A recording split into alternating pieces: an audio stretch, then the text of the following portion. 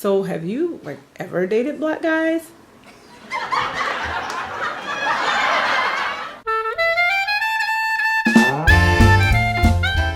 This week, I came across a video by a lady named Crystalline Karazin, encouraging women of color to, and specifically black women, to look at other avenues for dating and marriage besides just black men if they are interested in that. We need to, one of her phrases is go where you're celebrated, not tolerated. And obviously not all black men would just tolerate you. So I don't think that's her point, although I do think she's misunderstood often. And so I kind of wanted to talk about just the reality of being in an interracial relationship. And I may talk more about this in the future. Let me know if you'd be interested in it. There are a myriad of opinions, beliefs, and expectations out there when it comes to interracial relationships. There's just an unbelievable set of, I guess they're entertaining, but just an unbelievable set of assumptions that go along with it. One, you're running away from your racial identity. You don't want to identify as being black. You're trying to have kids with good hair. You want to have light-skinned kids. You're ashamed of your race.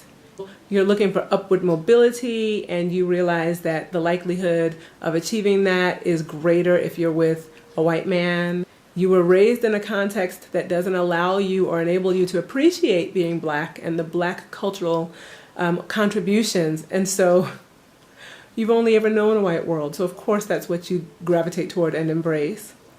You're just done with black men. You don't like them. They hate on dark-skinned women, team dark-skinned. They always want light-skinned women. They're always putting us down. So forget y'all. I'm gonna find me a white man.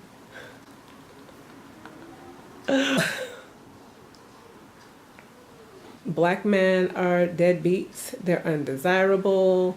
They don't take care of their women. They don't get jobs. They don't keep jobs. They're abusive. They verbally abuse us. They go to jail.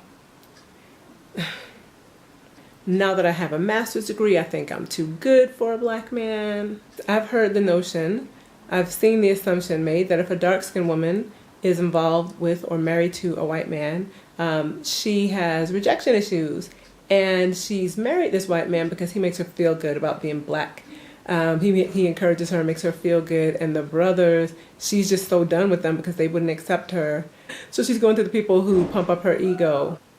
I would venture to say that for the most part, if a person is in an interracial marriage, it's probably just because they met someone and fell in love. And that's who they married.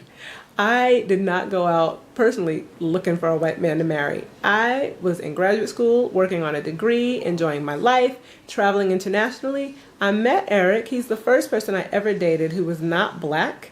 And after a number of years, we got married. Let me tell you what my standards were for my husband. He had to be a believer in Jesus. I wanted a man who loved the Lord, who was respectful toward me, toward his family, who was kind, who was generous. The fact that he could cook would be a perk. I'm just saying. There were no specific racial designations or criteria that I was looking for. I wanted someone who I had a good time with, who would have fun traveling, who wanted to see the world, who wanted to explore. That's me. That's me. And are there black men out there, black American men like that out there? Yes. Yes, yes, yes. I just didn't meet one at the stage in my life where things kind of came together. You know what? It's not even that. I just happened to meet this man who I became good friends with, who enjoyed similar things, who had a great sense of humor, who loved the Lord, who could sing and worship and play the piano, and I just really fell in love with him. Because I know that there are these assumptions that people have, and I think that they're really an unfair set of assumptions. Sure, they're based on some instances where people have made decisions like that.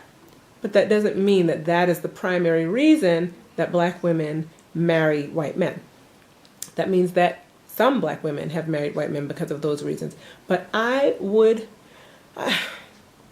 I can tell you the majority of people, just like the majority of people inside a marriage that's within their race, aren't just looking for someone within their race. There are the same types of reasons that a person would marry someone outside of their race. Anyway, I think it's an interesting discussion. I certainly think that you should marry the person you love. I think that, and I know that race is not a major factor in that. For some people, it is something that culturally they're more interested in, marrying someone who has a similar culture. I can accept that. I can understand that. I will say this.